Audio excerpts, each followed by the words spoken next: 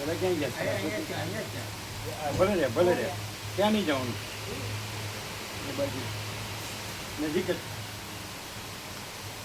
હવે નિર્ભય નિશ્ચિત થઈ ગયો, અંદર આવે છે ભાઈ, જાણે છે ને એટલે મૂકતા રહેવાનું.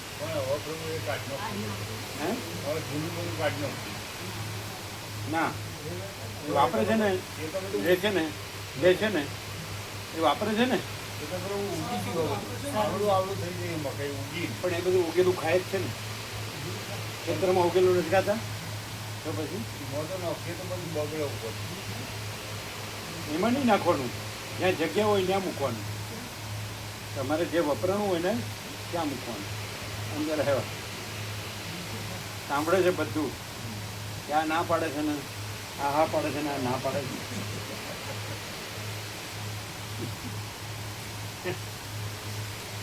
એકદમ નિર્ભય નિશ્ચિત થઈ છે.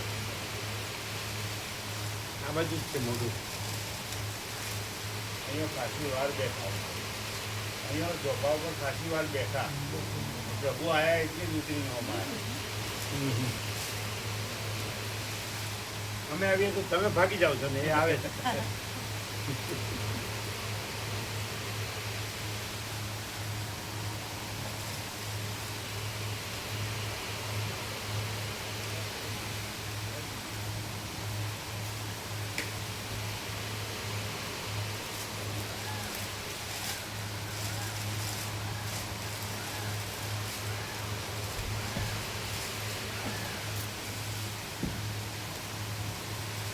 બોલો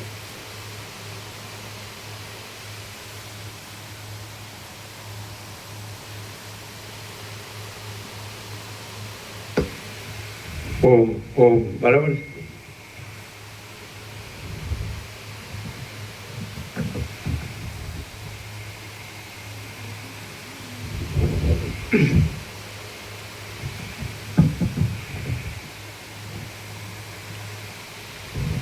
परम चिदाकाश, परम ज्योति, अखंड ज्योति, महाचिदाकाश, स्वयं प्रकाश, संपूर्ण प्रकाश, पूर्ण ब्रह्म, अनंत तेज घन, अनंत चित घन, परमाकाश, केवल अनंत शुद्ध तेज घन, परमाकाश, अखिल आत्मा, पूर्ण ब्रह्म, परमात्मा, परम चिदाकाश, परम ज्योति, अखंड ज्योति, अनंत पूर्ण, परम चिदाकाश, परम शांति, स्वयं सिद्ध, स्वयं प्रकाश, स्वयं पूर्ण, स्वस्वरूप, यही सब कुछ है, इसके सिवा कुछ नहीं है। शून्यभास, अनंत कोटि, महाकल्पो है ही नहीं। महाचिदाकाश, स्वयं प्रकाश, संपूर्ण प्रकाश, महाचिदाकाश ज्योति, अनंत, अखंड, अभेद, महाचिदाकाश ज्योति, महातत्व, महासामान्य, महाचिदाकाश, स्वसंवेद्य, सहज निर्विकल्प, महाचिदाकाश, परम कैवल्य, परम शांति, परम चिदाकाश, अनंत, पूर्ण, निरपेक्ष सत्य, अनंत, संपूर्ण, अपरिघी, निर्भ्रांत, निरपेक्ष. वशिष्ठ राम स्थिति प्रकरण राउंड 39मो राउंड.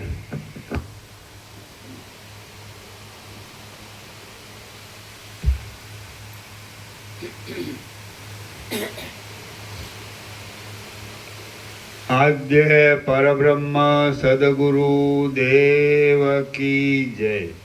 ઓમ શ્રી પરમાત્મને નમઃ. શ્રી યોગ વાસિષ્ઠ મહારામાયણ સ્થિતિ પ્રકરણ સર્ગ 39મો, પેજ નંબર 489. સર્ગ 39મો. રામને પ્રબોધ કરવા માટે વશિષ્ઠનો વિચાર. આ 39મા સર્ગમાં બ્રહ્મનું સર્વશક્તિમાનપણું, રામના મોહનો વિસ્તાર અને રામને સમજાવવા સારું વશિષ્ઠે કરેલો વિચાર કહેવામાં આવશે. રામ બોલ્યા, હે ભગવાન, આમ છે તો એક અને નિર્વિકાર એવા બ્રહ્મમાં ભીંત વગરના ચિત્ર જેવી આ સૃષ્ટિની ઉત્પત્તિ ક્યાંથી થઈ? હે મહાત્મા, આ મને કહો. વશિષ્ઠ બોલ્યા, હે રાજકુમાર, જે બ્રહ્મ તત્વ છે તે જ આ જગત રૂપે દેખાવ આપે છે. એ બ્રહ્મ સર્વશક્તિમાન છે, એટલા માટે કાર્યપણું, કારણપણું, એકપણું, અનેકપણું, આદિપણું અને અંતપણું ઇત્યાદિ સઘળી શક્તિઓ બ્રહ્મમાં દેખાય છે. જે શક્તિઓ છે તેઓ પણ બ્રહ્મ જ છે, બીજું કોઈ નથી. જેમ સમુદ્રના જો કોઈ નથી નહીં, કાંઈ નથી. કાંઈ છે ને, કોઈ છે, કોઈ છે, બીજું કોઈ નથી. છે છાપવામાં એકચ્યુઅલી કાંઈ નથી એવું છે. તત્વ છે ને, તત્વ તો તત્વ કેવું એમ આવે ને, નાનેતર જાત આવે. બ્રહ્મ કેવું એટલે બીજું બીજું ને કાંઈ નથી. કોઈ શબ્દ વ્યક્તિવાચક આવે, આ તત્વવાચક છે.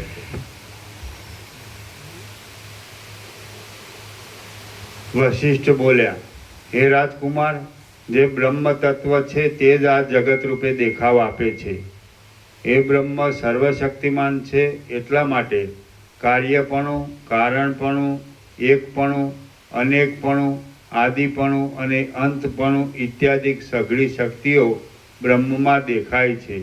જે શક્તિઓ છે તેઓ પણ બ્રહ્મ જ છે, બીજું કાંઈ નથી. જેમ સમુદ્રના જળનું પૂર ચંદ્રના ઉદયને લીધે પ્રફુલ્લિત થઈ તરંગોના નાચ આદિ અનેક આકારો દેખાડતું જોવામાં આવે છે, તેમ પરમાત્મા પણ પોતાના ચૈતન્યપણાને લીધે જીવપણાને અને કર્મમય, વાસનામય તથા મનોમય સઘળી શક્તિઓને એકઠી કરે છે, દેખાડે છે, ધારી રાખે છે, ઉત્પન્ન કરે છે અને પછી તિરોહિત કરી દે છે. સઘળા જીવોની, સઘળા દેખાવોની અને સઘળા પદાર્થોની ઉત્પત્તિ સર્વદા બ્રહ્મથી જ થયા કરે છે. જેમ સમુદ્રના તરંગો સર્વદા સમુદ્રમય જ છે, સમુદ્રમાંથી જ ઉત્પન્ન થાય છે અને પાછા સમુદ્રમાં જ પ્રવેશ કરે છે, તેમ સઘળા પદાર્થો સર્વદા બ્રહ્મમય જ છે, બ્રહ્મમાંથી જ ઉત્પન્ન થાય છે અને પાછા બ્રહ્મમાં જ સમાઈ જાય છે. રામ બોલ્યા, હે ભગવાન, આ આપના વાક્યોનો સંદર્ભ પરસ્પરથી અત્યંત વિરુદ્ધ જણાય છે. આથી તેનો અભિપ્રાય મારા સમજવામાં આવતો નથી. જેને 6 ઇન્દ્રિયો પહોંચતી નથી એવું ચૈતન્યાત્મક બ્રહ્મ કયો અને જડરૂપ આ પ્રપંચની રચના ક્યાં? ચૈતન્યમાંથી જડ ઉત્પન્ન થાય છે એમ કહેવું જ સંભવતું નથી. જો આ પ્રપંચ બ્રહ્મથી ઉત્પન્ન થયો હોય તો બ્રહ્મ જેવો જ હોવો જોઈએ. જે જેમાંથી ઉત્પન્ન થયેલું હોય તે તેવું જ હોવું જોઈએ એવો નિયમ દેખાય છે. જેમ કે દીવામાંથી ઉત્પન્ન થયેલો દીવો દીવા જેવો જ હોય છે, પુરુષથી ઉત્પન્ન થયેલો પુરુષ પુરુષ જેવો જ હોય છે અને ધાન્યથી ઉત્પન્ન થયેલું ધાન્ય ધાન્ય જેવું જ હોય છે. આમ છે. તેથી પ્રપંચ જો નિર્વિકાર બ્રહ્મથી ઉત્પન્ન થયો હોય તો નિર્વિકાર જ હોવો જોઈએ, પણ જડ ન હોવો જોઈએ. હવે જગત બ્રહ્મથી ઉત્પન્ન થયું છે એટલે પ્રપંચ તો જડ જ છે. આમ જ્યારે તે જડ છે ત્યારે તે પરમાત્માથી જુદો છે. આથી નિષ્કલંક પરમાત્મામાં જળ પદાર્થની ઉત્પત્તિરૂપ કલંક પ્રાપ્ત થાય છે. વશિષ્ઠ બોલ્યા, હે રામ, જે કાંઈ આ જગત દેખાય છે તે બ્રહ્મ જ છે. બ્રહ્મમાં કોઈ પ્રકારનો મેલ છે જ નહીં. સમુદ્રમાં તરંગોના સમૂહો રૂપે જળ સ્ફુરે છે, પણ ધૂળ સ્ફૂરતી નથી. તેમ બ્રહ્મમાં પ્રપંચ રૂપે ચૈતન્ય સ્ફુરે છે.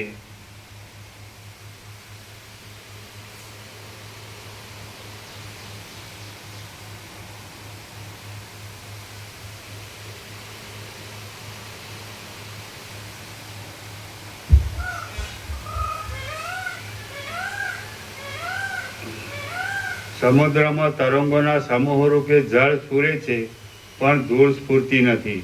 તેમ બ્રહ્મમાં પ્રપંચ રૂપે ચૈતન્ય સ્ફુરે છે, પણ જળ સ્ફૂરતું નથી. હે રઘુવર, જેમ અગ્નિમાં ઉષ્ણપણા વિના બીજી કોઈ કલ્પના જ નથી, તેમ બ્રહ્મમાં ચૈતન્યપણા વિના બીજી કોઈ કલ્પના જ નથી. રામ બોલ્યા, હે બ્રહ્મન, બ્રહ્મ તો દુઃખ રહિત છે. ત્યારે બ્રહ્મથી ઉત્પન્ન થયેલું જગત દુઃખમય જ છે. માટે બ્રહ્મની અને જગતની એકતા ન જ હોવી જોઈએ. આમ છતાં આપ એકતા કહો છો, માટે આપના વચનનો અર્થ મારાથી સમજાતો નથી. વાલ્મીકી બોલ્યા, આ પ્રમાણે રામચંદ્રજીએ શંકા કરી ત્યારે મુનિવર વશિષ્ઠજીએ રામને ઉપદેશ કરવાના સંબંધમાં વિચાર કર્યો કે હજી આ રામની બુદ્ધિ અત્યંત પ્રફુલ્લિત થઈ નથી, પણ કંઈક નિર્મળ થયેલી છે, અને તેથી તે જગત સંબંધી તર્કોમાં તણાતી જાય છે. જે પુરુષ બ્રહ્મ વિચારમાં પ્રવીણ થયો હોય, જાણવાનું જાણી ચૂક્યો હોય, અને જે પુરુષ વિવેકના બળથી મોહના ઉપાય રૂપેવી વાણીના પારને પહોંચ્યો હોય, તે પુરુષની દ્રષ્ટિથી તો બ્રહ્મમાં કોઈ પણ દોષ નથી. કારણ કે ચૈતન્યરૂપ પરબ્રહ્મમાં ક્યાંય પણ જગતરૂપી મેલ છે જ નહીં.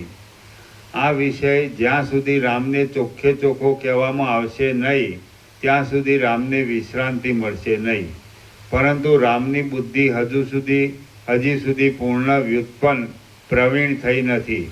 તે અર્ધ વ્યુત્પન્ન થઈ છે. માટે રામની પાસે ચોખ્ખે ચોખ્ખી વાત કહી દેવી પણ અનુકૂળ પડે તેમ નથી.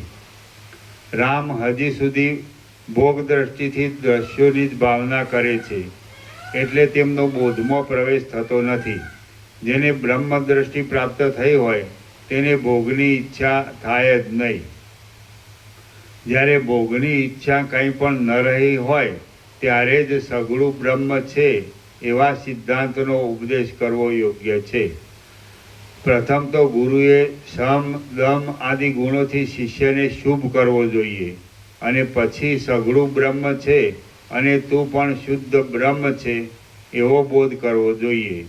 જે શિષ્ય અજ્ઞ હોય અને અડધું સમજેલો હોય તેને જે ગુરુ સઘળું બ્રહ્મ છે એવો બોધ આપે છે, તે ગુરુ શિષ્યને મોટા નરકોના સમૂહમાં જ નાખે છે. જેને ભોગોની ઈચ્છા ટળી ગઈ હોય, મનોરથો ન રહ્યા હોય, અને જેની બુદ્ધિ વ્યુત્પન્ન થઈ હોય, તેવા મહાત્મા શિષ્યને બ્રહ્મમાં અવિદ્યારૂપ મેલ છે જ નહીં એમ ઉપદેશ કરવો યોગ્ય છે. શિષ્યની બુદ્ધિની પરીક્ષા કર્યા વિના જે ગુરુ તેને બોધ આપે છે તે મૂળ બુદ્ધિવાળો ગુરુ જ જગતનો પ્રલય થતાં સુધી નરકમાં પડ્યો રહે છે. અજ્ઞાનરૂપી અંધકારને તોડનાર પૃથ્વીના સૂર્યરૂપ મુનિશ્રેષ્ઠ વશિષ્ઠે એ પ્રમાણે વિચાર કરીને નીચે પ્રમાણે કહ્યું. વશિષ્ઠ બોલ્યા, હે નિષ્પાપ રામ, બ્રહ્મમાં પ્રપંચની કલ્પનારૂપ કલંક છે જ નહીં, છે કે નહીં એ વાત તમે પોતાની મેળે સમજશો, અને નહીં સમજો તો તે વિષય સિદ્ધાંતના સમયમાં કૌંસમાં નિર્વાણ પ્રકરણમાં તમને કહેવામાં આવશે, પણ હમણાં કહેવામાં નહીં આવે. હમણાં તો તમે એટલું જ સમજો કે બ્રહ્મ સઘળી શક્તિઓવાળું છે, સર્વવ્યાપક છે, અપરિચ્છિન્ન છે, અને જે સર્વ છે તે હું જ છું. તમે કેટલાય ઇન્દ્રજાળ કરનારા લોકોને જુઓ છો. તેઓ માયાથી વિચિત્ર ક્રિયાઓ કરીને સાચાનું ખોટું કરી દે છે અને ખોટાને સાચું કરી દે છે. તે જ પ્રમાણે આ આત્મા પણ માયાથી રહિત હોવા છતાં પણ માયાવી જેવો છે. તે મોટી ઇન્દ્રજાળ કરનારો છે.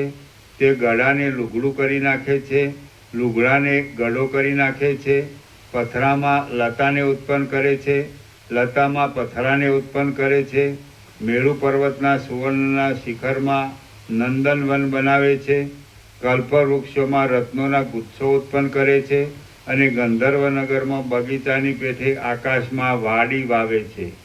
તે ભવિષ્યના આકાશમાં કલ્પનાથી નગરપણું કરી દે છે.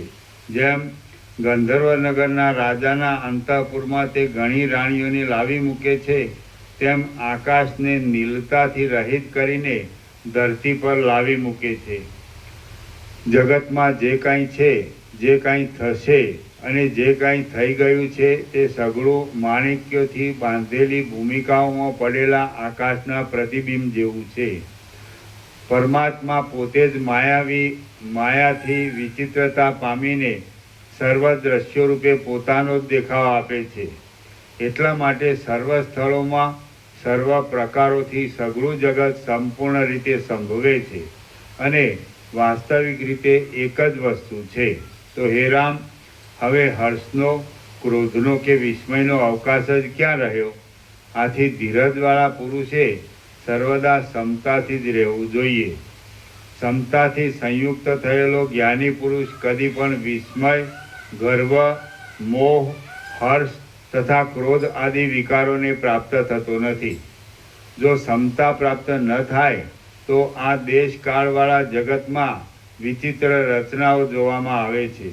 જેમ સમુદ્ર યત્ન વગર જ પોતામાં તરંગોની રચના કરે છે અને ઉત્પન્ન થયેલી રચનાનો તે તિરસ્કાર કરતો નથી, તેમ આત્મા યત્ન વગર જ પોતાનામાં આ બ્રહ્માંડોની રચના કરે છે અને ઉત્પન્ન થયેલી રચનાનો તિરસ્કાર કરતો નથી.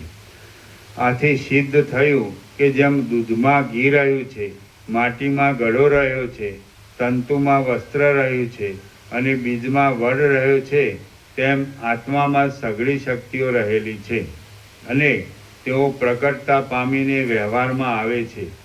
આ જે વ્યવહાર દ્રષ્ટિ કહી તે એક જાતની કલ્પના જ છે. વાસ્તવિક રીતે જોતા જગત તરંગોની પેઠે રચાયેલું જ નથી.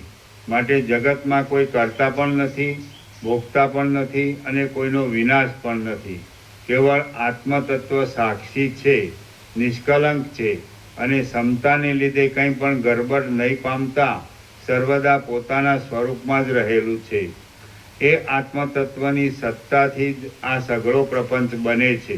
જેમ દીવાની સત્તાથી પ્રકાશ પોતાની મેળે જ થાય છે, જેમ સૂર્યની સત્તાથી દિવસ પોતાની મેળે જ થાય છે અને જેમ પુષ્પની સત્તાથી સુગંધ પોતાની મેળે જ થાય છે, તેમ આત્માની સત્તાથી જગત પોતાના મેળે જ થયું છે. આ જગત આભાસ માત્ર જ છે અને દેખાયા કરે છે. આ જગત આભાસ માત્ર જ છે અને દેખાયા કરે છે એટલું જ છે, પણ તે બ્રહ્મની સત્તાથી જુદી સત્તાવાળું નથી. જેમ વાયુનું ચલન વાયુથી ભિન્ન પણ નથી અને અભિન્ન પણ નથી, તેમ આ જગત બ્રહ્મથી ભિન્ન પણ નથી અને અભિન્ન પણ નથી, પરંતુ અનિર્વચનીય, કંસમાં નિરૂપણ કરી શકાય નહીં એવું છે. જગત આત્માના સામીપ્ય માત્રથી પ્રકટ થાય છે અને તેના દોષોનો આત્માને વાસ્તવિક રીતે કાંઈ પણ લેપ નથી. તે છતાં આત્મા જાણે જગતનો કરતા હરતા હોય એમ આપણા અજ્ઞાનને લીધે જણાય છે. આમાં કેવળ એટલું જ સમજવાનું છે કે જેમ પુષ્પો જેવા તારાઓ આકાશમાં કોઈ સમયે પ્રકટ થાય છે, કોઈ સમયે થોડા પ્રકટ થાય છે અને કોઈ સમયે પ્રકટ થતા જ નથી, તેમ આત્મામાં આ બ્રહ્માંડો અજ્ઞાનના સમયમાં પ્રકટ થાય છે, જ્ઞાનની ઉત્પત્તિના સમયમાં થોડા પ્રકટ થાય છે અને જ્ઞાનની પાકદશાના સમયમાં પ્રકટ થતા જ નથી. જે પદાર્થ આત્માની સત્તાથી જુદી સત્તાવાળો હોય તેનો નાશ થવો સંભવે, પણ જે પદાર્થ આત્માની સત્તાથી જુદી સત્તાઓવાળો ન હોય તેનો નાશ થવો કેમ સંભવે? જે પદાર્થ આત્માની સત્તાથી જુદી સત્તાવાળો હોય તેની ઉત્પત્તિ થવી સંભવતી નથી પણ જે પદાર્થ આત્માની સત્તાથી જુદી સત્તાવાળો ન હોય તેની ઉત્પત્તિ થવી સંભવે છે. માટે જો જગતને ઉત્પન્ન થયેલું માનીએ તો આત્માથી જ જગત ઉત્પન્ન થયેલું અને આત્માથી જ સત્તા પામેલું માનવું જોઈએ. વાસ્તવિક રીતે જોતા જે પદાર્થની સત્તાથી જુદી સત્તાવાળો ન હોય, વાસ્તવિક રીતે જોતા જે પદાર્થની સત્તાથી જુદી સત્તાવાળો ન હોય તેની ઉત્પત્તિ માનવી પણ અયોગ્ય છે. એટલા માટે જગતની ઉત્પત્તિ જ થઈ નથી ને ઉત્પત્તિ કે નાશ નથી, એટલા માટે જગતની જુદી સ્થિતિ હોવી એ પણ સંભવતી નથી.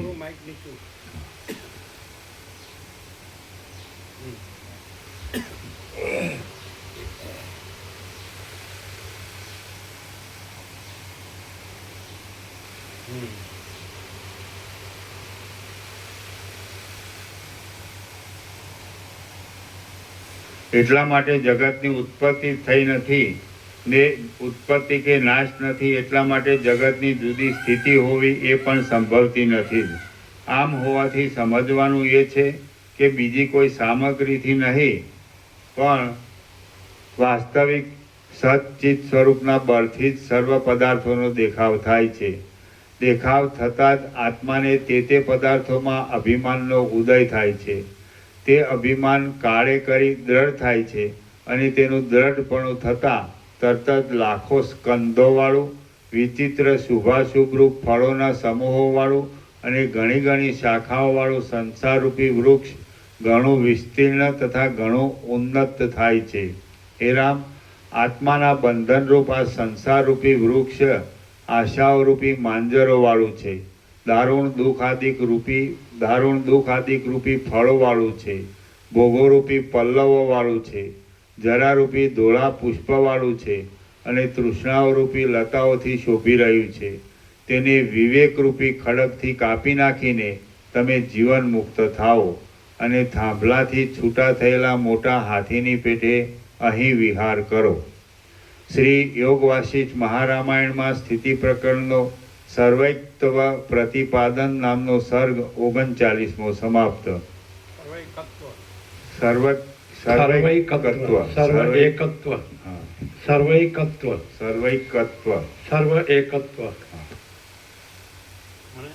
એક બ્રહ્મ જ છે, પરમાત્મા જ છે એમ.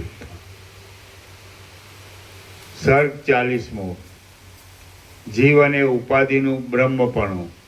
આ 40મા સર્ગમાં ઉપાધિઓને લીધે જીવોની ઉત્પત્તિ થયાનું અને જીવોના તથા ઉપાધિઓના બ્રહ્મપણાનું વિસ્તારથી નિરૂપણ કરવામાં આવશે. રામ બોલ્યા, હે પ્રભુ, બ્રહ્મના સ્વરૂપમાંથી આ જીવોની ઉત્પત્તિ કેમ થઈ છે? એ ઉત્પત્તિ કેટલા પ્રમાણવાળી છે અને કેવા પ્રકારની છે તે આપ વિસ્તારથી કહો. વશિષ્ઠ બોલ્યા, હે મહાબાહો, આ વિચિત્ર પ્રાણીઓની જાતિઓ જે રીતે ઉત્પન્ન થાય છે, જે રીતે નાશ પામે છે, જે રીતે મુક્ત થાય છે, જે રીતે વધે છે અને જે રીતે તિરોહિત થઈને રહે છે, તે સંબંધમાં હું સંક્ષેપથી તમારી પાસે કહું છું. હે નિષ્પાપ, તમે તે સાંભળો. નિર્મળ પરબ્રહ્મ સંબંધી ચૈતન્ય શક્તિ પોતાનામાં રહેલી વાસનાઓના અનિયમિત જાગવારૂપ યદિચ્છાથી કલ્પના કરવા લાગતો પોતે સર્વશક્તિમાન હોવાને લીધે યદિચ્છા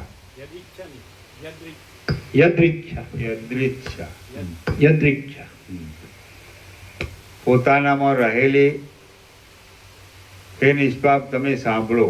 નિર્મળ પરબ્રહ્મ સંબંધી ચૈતન્ય શક્તિ પોતાનામાં રહેલી વાસનાઓના અનિયમિત જાગવારૂપ યદ્રચ્છાથી કલ્પના કરવા લાગતા પોતે સર્વશક્તિમાન હોવાને લીધે પ્રથમ ભવિષ્ય આકારોના સૂક્ષ્મ સ્ફુરણ રૂપે ગોઠવાય છે. યદૃચ્છા એટલે ઓટોમેટિક, આપોઆપ. એટલે ગીતામાં કૃષ્ણ એ શબ્દ વાપરે છે, યદૃચ્છા લાભ સંતુષ્ટો એમ. એટલે આવો જે હોય તો યદૃચ્છા લાભ સંતુષ્ટો એટલે જે વખતે જે આવી મળે તેનાથી સંતુષ્ટ એમ. યદૃચ્છા એટલે ઓટોમેટિક. રમણ કહે છે ઓટોમેટિક. એટલે આપોઆપ એમ એમ સ્વયં સહજ ऐसा કંઈક કર્યા વગર આપોઆપ આ થાય છે, આપોઆપ થાય છે. એને ક્યારેક ક્યારેક વચ્ચે કાકતાલીય પણ કહે છે. અને અહીંયા યદૃચ્છા શબ્દ વાપરે છે. યદૃચ્છા એટલે પોતાની મેળે એવું. એટલે કાંઈ કર્યા વગર અનંત મહાસાગરના જળનું જે હલવું દુલવું છે, પછી મોજા છે, એ મોજા પ્રકટ થાય છે, પછી ચાલે છે, પછી લય પામે, તો બધું યદૃચ્છા છે. એટલે પોતાની મેળે જ છે, આપોઆપ ઓટોમેટિક.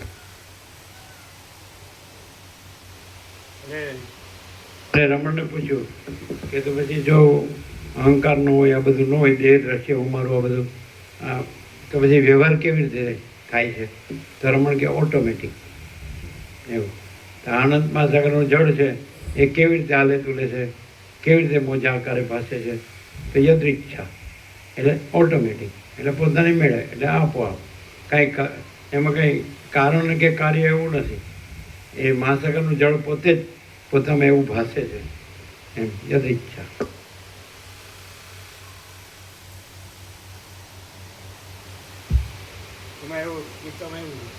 યદૃચ્છા લાભ સંતુષ્ટો દ્વંદ્વાતીતો વિમત્સર, એવો શ્લોક છે. દ્વંદ્વાતીતો એ દ્વંદથી પર છે, અને વિમત્સર એટલે જે અસૂયાથી રાગદ્વેષથી રહિત છે. વિમત્સર માત્સર્ય ભાવથી રહિત છે.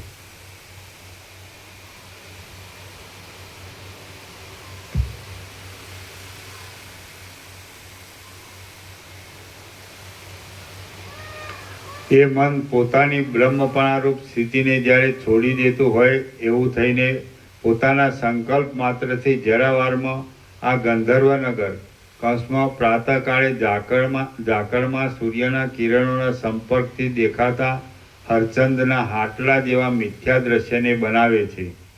આ બનાવના આરંભમાં ચૈતન્ય સ્વયં પ્રકાશ હોવા છતાં પણ શૂન્ય જેવું પ્રતીત થાય છે. અને તેવી આસ્થાવાળું જ રહીને અનુભવમાં આવતા જ એ જ આકાશ કહેવાય છે.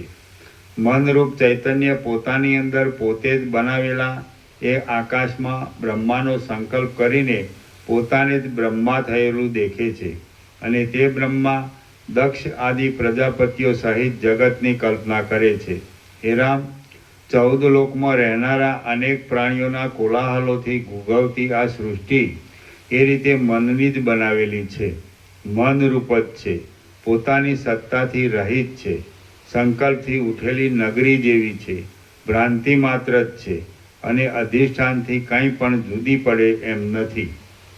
આ પ્રપંચમાં પ્રાણીઓની કેટલીક જાતિના મોટા મોહમાં જ પડેલી છે. આ પ્રપંચમાં પ્રાણીઓની કેટલીક જાતિના મોટા મોહમાં જ પડેલી છે. કેટલાક પ્રાણીઓને જ્ઞાન પણ પ્રાપ્ત થયું છે, અને કેટલાક પ્રાણીઓ મોક્ષને માટે યત્ન કરવા છતાં પણ વૈરાગ્યની દ્રઢતા નહીં હોવાને લીધે વારંવાર વચમાં જ ભ્રષ્ટ થઈ જાય છે. પૃથ્વીમાં રહેનારી પ્રાણીઓની સઘળી જાતિઓમાં જે મનુષ્ય જાતિ છે તે બ્રહ્મ વિદ્યાના ઉપદેશનું પાત્ર છે. કારણ કે એ જાતિ ઘણી ચિંતાવાળી છે, દુઃખોથી ઘેરાયેલી છે, અને મોહથી, દ્વેષથી તથા ભયથી આતુર છે. આથી તેને વૈરાગ્ય ઉત્પન્ન થવાનો સંભવ છે. એ મનુષ્ય જાતિમાં તમોગુણવાળા મનુષ્યો તો ઉપદેશને પાત્ર જ નથી. એટલા માટે તેમના નિરૂપણને છોડી દઈને રજોગુણવાળા તથા સત્વગુણવાળા મનુષ્યનું આગળ જતાં નિરૂપણ કરીશ.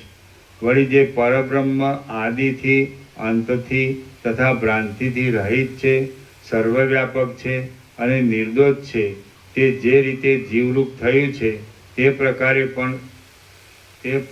પણ ત્યાં જ કહીશ. જેમ નિશ્ચળ મહાસાગરના એક પ્રદેશમાં તરંગો રૂપે ચંચળતા થાય છે, તેમ અવિચળ સ્વરૂપવાળા સત્તારૂપ પરમાત્માના એક પ્રદેશમાં જીવ રૂપે ચંચળતા થાય છે. તે શી રીતે ઘાટી થાય છે તે પણ તે પ્રકરણમાં જ કહેવામાં આવશે. રામ બોલ્યા, હે મહારાજ, પરમાત્મા અખંડ છે અને પૂર્ણ છે, તો તેમાં પ્રદેશનું હોવાપણું સંભવે જ કેમ? એ પરમાત્મામાં વિકારનો સંભવ અને બીજા પદાર્થનું સંક્રમણ ઘટે જ કેમ? વશિષ્ઠ બોલ્યા, જીવની તથા બ્રહ્મની એકતા વાસ્તવિક છે. તે વિષયમાં શિષ્યોની બુદ્ધિને વ્યુત્પન્ન કરવા માટે આ એક પ્રદેશમાં ચલન થવા આદિ વ્યવહાર શાસ્ત્રમાં કલ્પેલો છે. એટલે વાસ્તવિક રીતે કશો વિરોધ છે જ નહીં. જગત બ્રહ્મરૂપ નિમિત્તથી થયું છે અને બ્રહ્મરૂપ ઉપાદાનથી થયું છે ઇત્યાદિ વચનોની રચના શાસ્ત્રના વ્યવહારને માટે જ છે, પણ વાસ્તવિક નથી. વિકારીપણું, અવયવીપણું, દિશાઓ તથા એક પ્રદેશ ઇત્યાદિ પ્રકારો પ્રત્યક્ષ દેખવામાં આવે છે, તો પણ તેઓ આત્મ સ્વરૂપમાં સંભવતા જ નથી. પરમાત્મામાં ચૈતન્યના પ્રકાશ વિના બીજી કોઈ કલ્પના છે નહીં અને થશે પણ નહીં. આમ છે ત્યારે કાર્ય શબ્દનો અર્થ અને બીજી પણ વ્યવહાર સંબંધી વાતો તથા કલ્પનાઓ તેમાં ક્યાંથી જ આવે? અહીં જે કલ્પના, જે શબ્દ, જે અર્થ અને જે વાક્યો છે તે સગળા બ્રહ્મથી થયેલા છે અને બ્રહ્મમય જ છે. માટે બ્રહ્મથી વ્યતિરિક્ત કૌંસમાં શૂન્ય અથવા ભિન્ન, માટે બ્રહ્મથી વ્યતિરિક્ત છે જ નહીં એમ સમજવું. જેમ અગ્નિથી ઉત્પન્ન થયેલો અગ્નિ જ છે, તેમ જે પદાર્થ જેથી ઉત્પન્ન થયો હોય તે જ હોય છે. આ ઉત્પન્ન કરનાર છે અને આ ઉત્પન્ન થયેલો છે એ બધું તો કેવળ ભેદની કલ્પના કરીને જ કહેવામાં આવે છે. જગતમાં અમુક પદાર્થમાંથી ઉત્પન્ન થયો છે એમ જે વ્યવહાર ચાલે છે તે તો એક પદાર્થમાં પોતાના અનેક રૂપો બનાવવાની જે ક્રિયાશક્તિ છે તેનો જ એક જાતનો ચમત્કાર છે. માટે જે એક પદાર્થ છે તે જ ઉત્પન્ન કરનાર અને ઉત્પન્ન થયેલો એમ બે પ્રકારે ભાસે છે. આ પદાર્થ જુદો છે અને એ પદાર્થ જુદો છે. એ રીતનો નામરૂપના વ્યવહારરૂપ શ્રમ તો કેવળ બોલવા માત્ર જ છે, બોલવા માત્રમાં જ છે, પણ પરમાત્મામાં નથી. જો પરમાત્મામાં એ ભેદ હોય તો પરમાત્માનું અખંડપણું તૂટી જાય છે. મન ક્રિયાશક્તિથી ઉત્પન્ન થયું છે અને એ મનની શક્તિથી નામોના વ્યવહાર ચાલે છે અને નામોના વ્યવહારમાં દ્રઢ અભ્યાસ થવાથી જ બીજો જોઈતો વ્યવહાર નિષ્પન્ન થાય છે. જેમ અગ્નિની એક શિખામાંથી બીજે શિખા ઉત્પન્ન થઈ એમ બોલવું એ એક જાતની બોલવાની જ વિચિત્રતા છે, પણ તેના અર્થમાં કંઈ સત્યતા નથી. તેમ પરમાત્માથી અમુક ઉત્પન્ન થયું અને પરમાત્માએ અમુકને ઉત્પન્ન કર્યું ઇત્યાદિ જે કહેવામાં આવે છે તે એક જાતની બોલવાની જ વિચિત્રતા છે, પણ તેના અર્થમાં કાંઈ પણ સત્યતા નથી. પરમાત્મામાં જન્ય અને જનકની ઉક્તિઓ સંભવતી જ નથી. પરમાત્મા એક જ છે અને પૂર્ણ છે. માટે કયા પદાર્થને ઉત્પન્ન કરે અને કેમ ઉત્પન્ન કરે? એકમાંથી બીજાની અને બીજામાંથી ત્રીજાની ઉત્પત્તિ થવાનું કહેવું એ એક જાતનો વાણીનો સ્વભાવ જ છે, પણ તેમ કહેવાથી મૂળ તત્વમાં કાંઈ ભેદ કે સંખ્યા આદિ પ્રાપ્ત કરી શકાય નહીં. સમુદ્રમાં જોવામાં આવતા કલ્લોલો જેમ સમુદ્ર છે તેમ પરબ્રહ્મમાં જે નામરૂપો જોવામાં આવે છે તે બ્રહ્મ છે એમ વિદ્વાનોએ નિશ્ચય કર્યો છે. જીવ બ્રહ્મ છે, મન બ્રહ્મ છે, બુદ્ધિની વૃત્તિઓ બ્રહ્મ છે, સઘળા પદાર્થો બ્રહ્મ છે, તે પદાર્થોના નામો બ્રહ્મ છે, ઈશ્વર બ્રહ્મ છે અને અહંકાર તથા પાંચભૂત આદિ તત્વો પણ બ્રહ્મ છે. આ સઘળું જગત બ્રહ્મ છે અને તે છતાં જેમ દોરડીથી સર્પ ન્યારો છે તેમ બ્રહ્મ જગતથી ન્યારું છે. વાસ્તવિક રીતે થોડી વાક્ય રચનાનો થોડો ફરક છે. દોરડીથી સર્પ ન્યારો નથી, દોરડી સર્પથી ન્યારી છે એમ બ્રહ્મ જગતથી ન્યારું છે. દોરડી સર્પથી ન્યારી છે એમ બ્રહ્મ જગતથી ન્યારું છે. અધિષ્ઠાન અધ્યસ્થથી એટલે કલ્પિતથી ન્યારું છે એમ લેવાય. દોરડી અધિષ્ઠાન છે, સંકલ્પિત છે.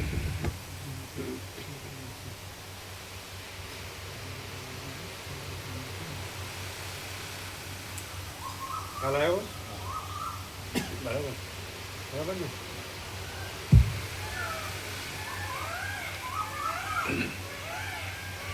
આ સગળું જગત બ્રહ્મ છે અને તેમ છતાં જેમ દોરડી સર્પથી ન્યારી છે તેમ બ્રહ્મ જગતથી ન્યારું છે. વાસ્તવિક રીતે તો આ જગત છે જ નહીં, પણ જે કાંઈ છે તે સગળું બ્રહ્મ જ છે. પરમાત્મામાં આ પદાર્થ અન્ય છે અને આ પદાર્થ અન્ય છે એવી રીતના વિભાગોની કલ્પના કરીને બોલવું એ એક જાતની અજ્ઞાનરૂપી ભ્રાંતિથી જ છે. વાસ્તવિક રીતે જોતાં એ બોલવામાં શી સત્યતા છે? જેમ અગ્નિમાંથી શિખા થાય છે તેમ બ્રહ્મમાંથી આ જગત થયું છે. તો જેમ અગ્નિમાં અને શિખામાં ભેદ નથી તેમ બ્રહ્મમાં અને જગતમાં ભેદ નથી.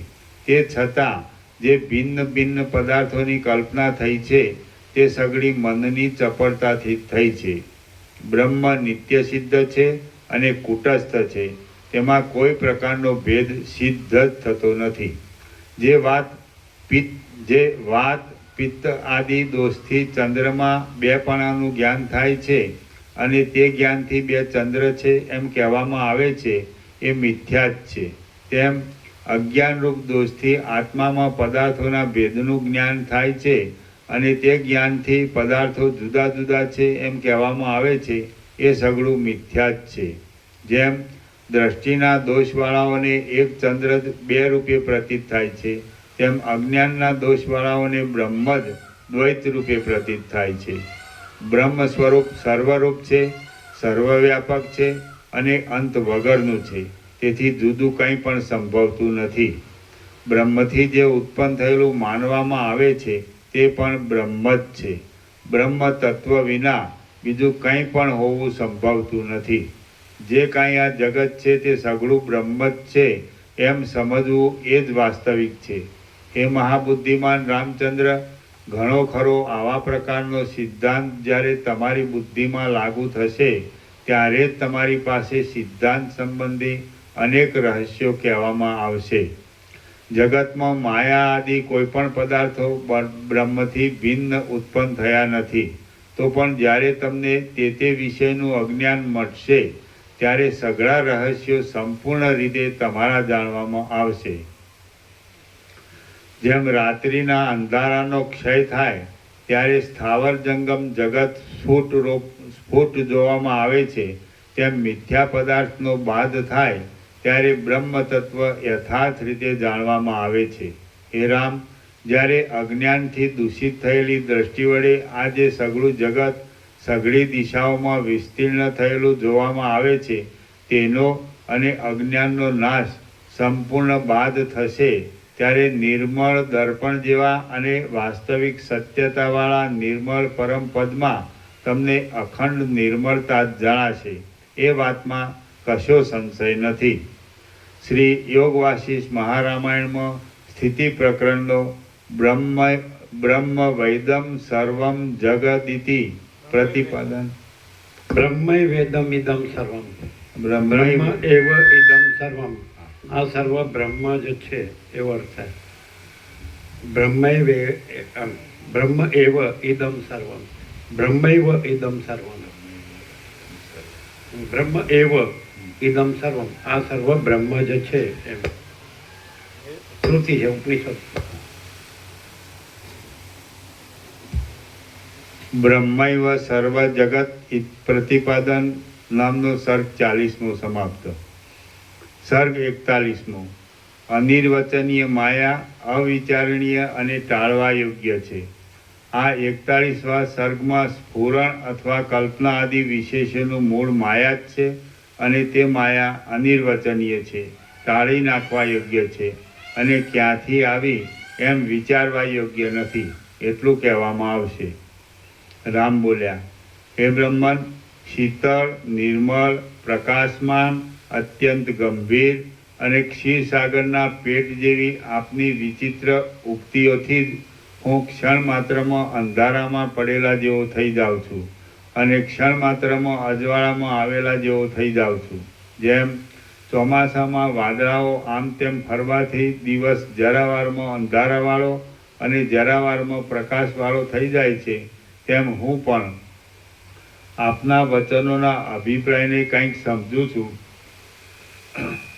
ત્યારે પ્રકાશવાળો થઈ જાઉં છું અને તે વચનોમાં પરસ્પર વિરોધ આવવાને લીધે સંશયમાં પડી જાઉં છું. ત્યારે અંધારાવાળો થઈ જાઉં છું.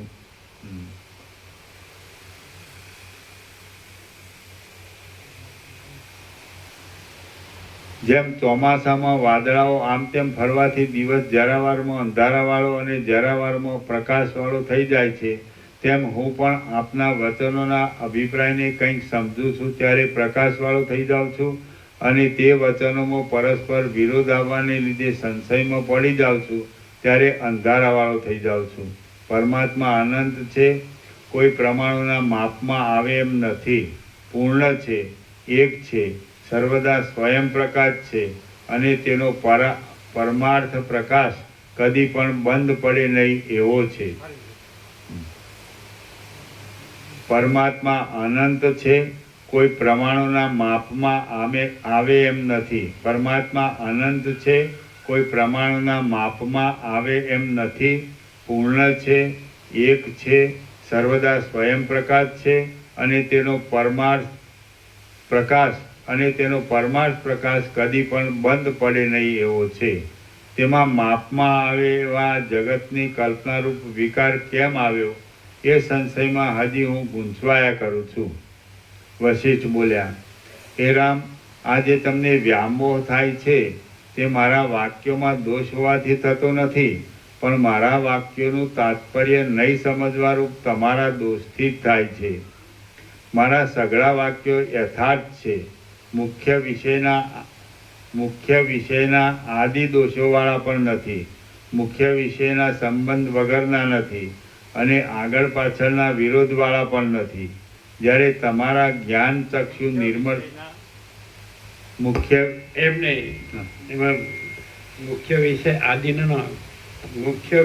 આદિના દોષોવાળા પણ નથી. વિષયના નો આવે, વિષય આદિના. મુખ્ય વિષય એટલે પરમાત્મા. મુખ્ય વિષય આદિના એમ છે ને, જે પણ મુખ્ય વિષય આદિ એના દોષવાળા નથી. ફરીથી વાંચો એટલે ખ્યાલ આવશે.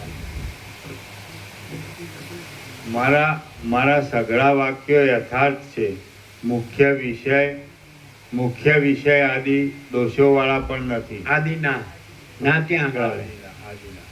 મુખ્ય વિષય આદિના દોષવાળા પણ નથી. પેલા જે ના આવ્યો છે ને એ પાછળ આવે. મુખ્ય વિષય આદિના દોષવાળા પણ નથી. મુખ્ય વિષયના નો આવે, વિષય આદિના એટલે વગેરેના.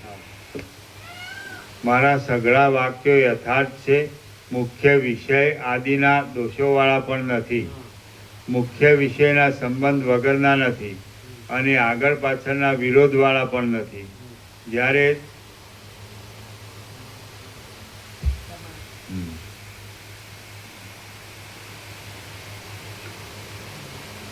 જ્યારે તમારા જ્ઞાન ચક્ષુ નિર્મળ થશે અને બોધનો ઉદય વિસ્તીર્ણ થશે ત્યારે તમે સ્વસ્થપણાથી મારા વાક્યો તથા મારા વિચારો બીજાઓના વાક્યોથી તથા વિચારોથી કેટલા પ્રબળ છે એ સંપૂર્ણ રીતે જાણશો. બ્રહ્મના એક દેશમાં માયા છે અને તે માયાથી બ્રહ્મમાં આ જગત થયું છે ઇત્યાદિ મારા વાક્યોનો સંદર્ભ સાંભળી તમે ભ્રાંતિમાં પડી જાઓ છો. પણ ભ્રાંતિમાં પડો નહીં, કારણ કે શિષ્યને ખરા શાસ્ત્રાર્થની સમજણના માર્ગે ચલાવવા સારું કેટલી એક એવી કલ્પિત વાતો પણ કરવી પડે છે. કલ્પિત વાતો અકલ્પિત સાચો પદાર્થ જણાવવામાં ઉપાયરૂપ થાય છે. એટલા માટે પ્રક્રિયામાં એવી કેટલીક કલ્પિત વાતોની ગરબડ ચલાવવી પડે છે. જ્યારે તમે સત્ય તથા અત્યંત નિર્મળ પરબ્રહ્મને જાણશો ત્યારે તમને માયાની તથા જગતની કાંઈ પણ ગરબડ સ્વરૂપમાં પ્રતીત થશે નહીં. માયા તથા જગત અવિદ્યમાન છતાં પણ હજી સુધી તમારા મનમાં ઘૂમ્યા કરે છે, તો એ ટાળી નાખી તમારા મનમાં સાચી સમજણ ઠસાવવા માટે માયાનું અને જગતનું સ્વરૂપ કહેવાની જરૂર છે. અને તેથી તે કહેવાને માટે જ મારે આ પ્રપંચ કરવો પડે છે. તમને બ્રહ્મમાં ભેદ હોવાની શંકા થાય છે. જ્યાં સુધી દ્વૈતનો અધ્યારોપ ન સમજાયો હોય ત્યાં સુધી તેનો અપવાદ સમજાતો નથી. તો અધ્યારોપ કરવાને માટે જ બ્રહ્મમાં માયા તથા જગત હોવા વિશેનો આ વાક્યરૂપ પ્રપંચ મેં ઉઠાવેલો છે. ઉપદેશના સમયમાં કાચા શિષ્યની પાસે પ્રક્રિયા રૂપે આવી કલ્પિત વાતો કર્યા વિના છૂટકો જ નહીં. જોકે વિદ્વાનોની દ્રષ્ટિથી માયા કે જગત કાંઈ છે જ નહીં. આત્મામાં માયા, વાસના, કર્મ કે કલ્પના કાંઈ છે જ નહીં. અને અત્યંત શુદ્ધ જે પરબ્રહ્મ છે તે જ આ જગત છે. એ વાત વિચિત્ર રૂપવાળી ઘણી ઘણી યુક્તિઓથી સિદ્ધાંતના સમયમાં તમને વિસ્તારપૂર્વક કહેવાની છે. પણ હે નિષ્પાપ, હમણાં તો બ્રહ્મમાં માયા હોવાનો સ્વીકાર કરીને આગળ વાત ચલાવું છું. માયા અને માયાથી થયેલું જગત ખોટા છે, છતાં પણ પરસ્પરની સહાયથી તેઓ બહુ જામી ગયા છે. તેમને તોડવાનું તથા તોડવાના સાધનોમાં યત્ન કરવાનું હમણાં ચલાવેલી પ્રક્રિયા વિના બની શકે એમ નથી. હે રામ, પિશાચની સ્થિતિનું વર્ણન આપીએ ત્યારે જ પિશાચોનો અભાવ બાળકના મનમાં ઠસાવી શકાય છે. ખોટા પદાર્થોને નષ્ટ કરવામાં ખોટા ઉપાયની જ જરૂર છે. જેમ અસ્ત્રથી અસ્ત્ર શાંત થાય છે, મેલથી મેલ ધોવાય છે, ઝેરથી ઝેર ઉતરી જાય છે અને શત્રુથી શત્રુ હણાય છે, તેમ ખોટા સાધનોથી જ ખોટી માયા ટળે છે. હે રામ, જો કે કલ્પિત પ્રક્રિયારૂપ ઉપદેશ પણ એક જાતનું માયાનું સ્વરૂપ જ છે, તો પણ એ સ્વરૂપ એવું ઉત્તમ છે કે તે પોતાના નાશનો ઉદ્યમ કરાવવાની ઈચ્છાથી જ્ઞાનની માગણી કરે છે અને તે જ્ઞાન સઘળા દોષોને હરે છે. હે રામ, આ જગતરૂપે અનુભવમાં આવતી માયા પોતાના નાશથી હર્ષ આપે એવી છે. આ માયાનો સ્વભાવ જાણી શકાતો નથી, કારણ કે સૂક્ષ્મ દ્રષ્ટિથી જોવા લાગીએ ત્યાં તરત જ જતી રહે છે. એ જગતરૂપ માયા વિવેકને ઢાંકી દે છે, બીજા અનેક જગતોને ઉત્પન્ન કરે છે અને તે છતાં એ કેવી છે એમ જણાતી નથી. એ ભારે આશ્ચર્ય તો જુઓ. આ માયા પરીક્ષા ના કરીએ ત્યાં સુધી સ્ફુર્યા કરે છે, પરીક્ષા કરીએ કે તરત જ નષ્ટ થઈ જાય છે અને જાણી ન હોય ત્યાં સુધી કાચી રહીને મસ્તી કર્યા કરે છે. અહો, સંસારના બંધનરૂપ આ માયા ખોટી હોવા છતાં પણ અત્યંત સાચી હોય એમ લાગે છે અને વળી આપણા જ્ઞાનને તોડી નાખે છે, માટે બહુ વિચિત્ર છે. આ સંસાર સંબંધી માયા જે અત્યંત ભેદ વગરના આત્મ સ્વરૂપમાં જીવ તથા દેહ આદિ ભારે ભેદને વિસ્તારી દે છે, એટલે ભેદને લીધે આત્મા પુરુષોત્તમ કહેવાય છે. જગતરૂપ ક્ષર પુરુષ તથા જીવરૂપ અક્ષર પુરુષ ન હોય તો આત્મા પુરુષોત્તમ જ કેમ કહેવાય?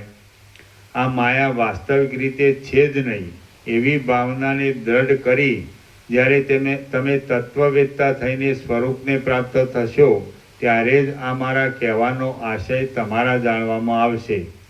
જ્યાં સુધી તમને પાક્કો બોધ થયો નથી ત્યાં સુધી તમે મારા વચન ઉપર જ વિશ્વાસ રાખીને માયા છે જ નહીં એવો ભારે તથા અવિચળ નિશ્ચય રાખો. આ જગતરૂપ જે મોટી કલ્પના નજરે આવે છે તે મિથ્યા જ છે અને તે કેવળ મનની જ લીલારૂપ છે. જે કાંઈ છે તે બ્રહ્મ જ છે એવો જેના મનમાં પરોક્ષ નિશ્ચય હોય તેને પણ મુક્તિની પ્રાપ્તિ થાય છે. આ દેહ આદિ બાહ્ય આકારો છે અને તેઓથી હું બંધાયો છું એવી જે ભાવના છે તે જ સર્વ જગતમાં સર્વ જીવોને બાંધવાની ઝાડરૂપ છે. આ જગત બ્રહ્મરૂપ જ છે અથવા આ જગત ખોટું જ છે. એ બે નિશ્ચયોમાંથી એક નિશ્ચયને દ્રઢ રાખીને આસક્તિ રહિત થયેલો જે પુરુષ જગતને સ્વપ્ન જેવું અને ભ્રાંતિ માત્ર જાણે છે તે પુરુષ દુઃખમાં ડૂબી જતો નથી. આ મિથ્યાભૂત દેહ ઇન્દ્રિય આદિની ભાવનાઓમાં જેને અહમ બુદ્ધિ હોય છે તે પુરુષ વાસ્તવિક રીતે પોતે પરબ્રહ્મ છતાં પણ અવિદ્યામાં ગોથો ખાયા કરે છે. જેમ મહાસાગરના જળમાં રજના કણો છે જ નહીં, તેમ વ્યાપક પરમાત્મામાં વિકારીપણું આદિ કોઈ દોષો છે જ નહીં. જગતના વિષયમાં જે નામોની તથા રૂપોની ભાવના જોવામાં આવે છે તે વ્યવહારને માટે જ કલ્પાયેલી છે, માટે આત્માથી જુદી નથી. જેમ તંતુઓ વગરના વસ્ત્રોની સ્થિતિ થતી નથી, તેમ નામરૂપોના કલ્પિત વ્યવહાર વિના ઉપદેશાત્મક શાસ્ત્રોની સ્થિતિ પણ થતી નથી. અવિદ્યામાં તણાતો જતો આત્મા આત્મજ્ઞાન વિના અનુભવમાં આવતો નથી, અને તે આત્મજ્ઞાન ઉપદેશાત્મક શાસ્ત્ર વિના મળતું નથી. હે રામ, આત્મ સ્વરૂપની પ્રાપ્તિ વિના અવિચારરૂપી નદીનો પાર આવતો નથી. તે અવિદ્યારૂપી નદીનો જે પાર છે તેને જ અક્ષયપદ કહેવામાં આવે છે. મલિન કરી દેનારી આ અવિદ્યા ગમે ત્યાંથી ઉત્પન્ન થઈ હોય તો પણ ઉત્પન્ન થઈને એવી સ્થિતિ પકડી છે કે તેણે આત્મ સ્વરૂપને ઢાંકી દીધું છે. હે રામ, તમે આ અવિદ્યા ક્યાંથી થઈ છે એવો વિચાર રાખો નહીં, પણ એ અવિદ્યાને હું કયા પ્રકારથી હણું એ જ વિચાર રાખો. હે રામ, આ અવિદ્યા ક્ષીણ થઈને અસ્ત પામી જશે ત્યારે એ ક્યાંથી થઈ હતી, શી રીતની હતી અને શી રીતે નષ્ટ થઈ એ સઘળું સંપૂર્ણ રીતે તમારા જાણવામાં આવશે. આ અવિદ્યા વાસ્તવિક રીતે છે જ નહીં, અને આપણે સૂક્ષ્મ દ્રષ્ટિથી જોતા નથી ત્યાં સુધી તે પ્રતીત થાય છે. માટે એવી ખોટી અને ભ્રાંતિરૂપ અવિદ્યાને સાચી ગણીને તે કોના વંશની છે એમ જાણવાની કથા સમજુ પુરુષને ઈચ્છા થાય, અને તે એમ જાણવાની કયા સમજુ પુરુષને ઈચ્છા થાય, અને તે ઈચ્છા શા કારણથી થાય? અવિદ્યાના માવતરની ચિંતા એ તો સ્વપ્નમાં દેખાયેલા પુરુષના માવતરની ચિંતા જેવી વૃથા જ છે. હમણાં તો એ અવિદ્યા ઉત્પન્ન થઈ છે, વિસ્તાર પામેલી છે, અને વિસ્તાર પામીને બહુ અડચણ કરે છે. એટલો જ નિશ્ચય કરીને બળાત્કારથી તેનો નાશ કરો, એટલે પછી તે શાથી ઉત્પન્ન થઈ હતી અને કેવી હતી ઇત્યાદિ તમારા જાણવામાં આવશે. ત્રૈલોક્યમાં મહાસુર અને મહાપંડિત પુરુષો પણ કોઈ એવા નથી કે જેમને અવિદ્યાએ પરવશ ન કર્યા હોય. આથી હે રઘુવર, મહારોગના જેવા સ્વભાવવાળી એ અવિદ્યાનો નાશ કરવાનો યત્ન કરો, એટલે પછી એ અવિદ્યા તમને ફરીવાર જન્મ સંબંધી દુઃખોમાં નાખશે નહીં. અવિદ્યા સઘળી આપદાઓની મુખ્ય સખી છે, અજ્ઞાનરૂપ વૃક્ષની મંજરીરૂપ છે, અને અનર્થોના સમૂહોની માતા છે. એટલા માટે તેને જડમૂળમાંથી ઉખેડી નાખો. ભય, ખેદ, દુષ્ટ ચિંતાઓ તથા વિપત્તિઓની આપનારી તેમજ જ્ઞાનરૂપી ચક્ષુને મોહરૂપી મોટા પડલના અંકુર જેવી એ અવિદ્યા તમે બળપૂર્વક દૂર હટાવી દો, અને સંસાર સમુદ્રના પારને પ્રાપ્ત થાઓ. શ્રી યોગ વાસિષ્ઠ મહારામાયણમાં સ્થિતિ પ્રકરણનો અવિદ્યા કથન નામનો સર્ગ 41મો સમાપ્ત. ઓમ ઓમ ઓમ. પ્રસાદ આપો.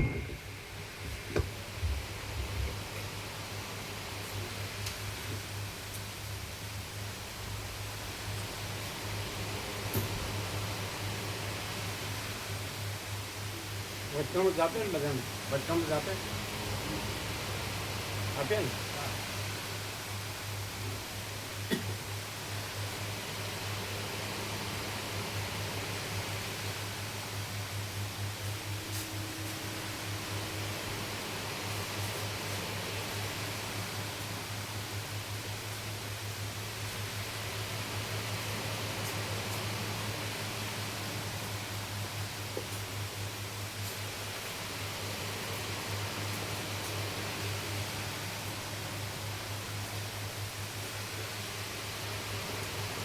સામાન લાવી દો બધો, ત્યાં બધું લાવી દીધું. જે બારી છે ને એની જાળી નહીં તો આખાની પાણી નથી જાળી નથી તો બનેથી લઈ જાતે જ બધું કરી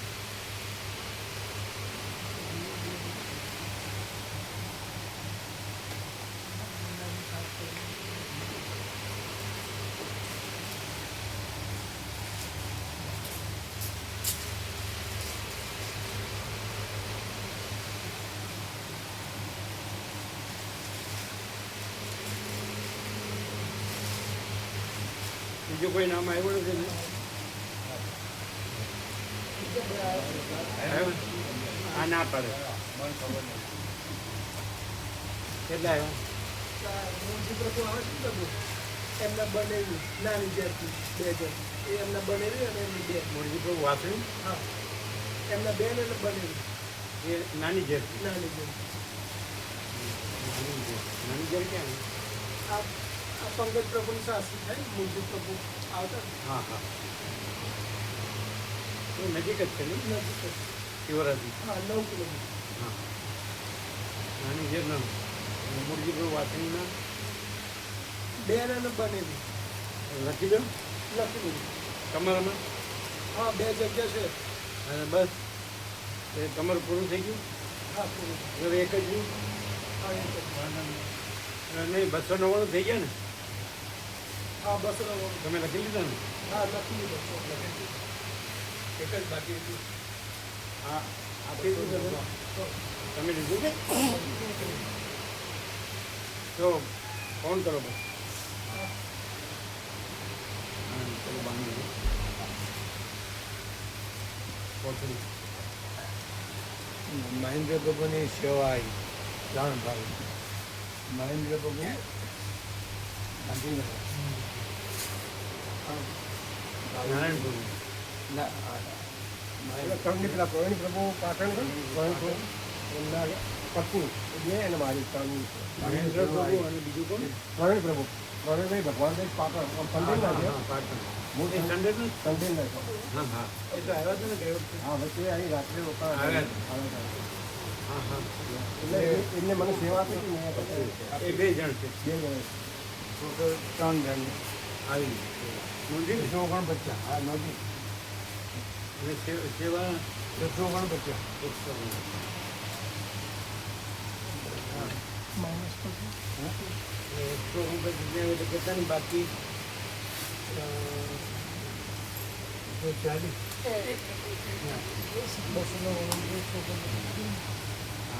હાલે હા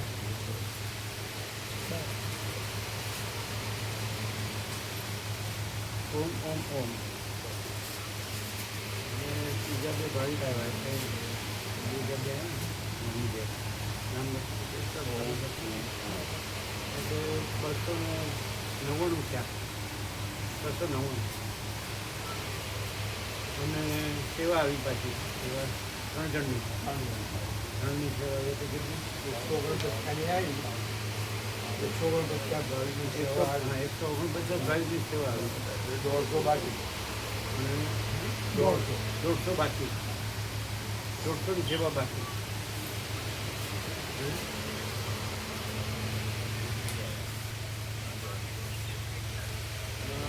ત્રણ જણની આવી એટલે 149. હા 150 એટલે 150 બાકી. હા 149 3 જણની આવી એટલે 150 બાકી. બરાબર? એટલે મોકલો એટલે જોઈ લઈએ. પછી સવારે મોકલજો અત્યારે કોઈ ન જોવે તો